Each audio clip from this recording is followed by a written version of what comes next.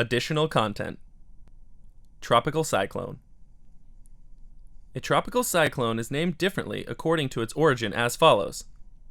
Occurring in the west coast of the Atlantic Ocean is known as hurricane.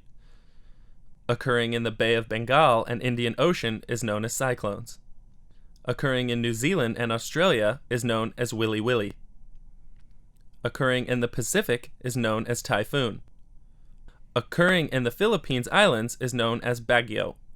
Most tropical cyclones that move to Thailand are powerful like a depression because the storm has moved from the South China Sea through Vietnam, Laos, Cambodia, and has obstacles such as land, mountains, and buildings that weaken the storm.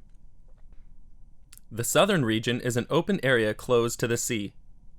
When a tropical cyclone forms, or moves into the Gulf of Thailand, it can possibly move up to the southern coast while it is still powerful.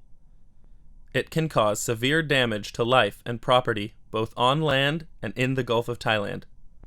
The winds are very strong and make navigation very dangerous. A tropical cyclone that caused severe damage to Thailand was Typhoon Gaye in 1989.